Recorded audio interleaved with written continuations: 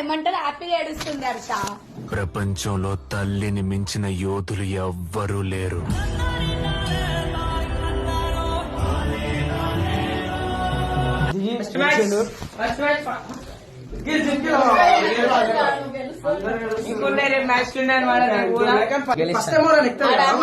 Mummy ఒకళ్ళు ఓడిపోదు లేదు నువ్వు గెలుస్తావనే చెప్పిన.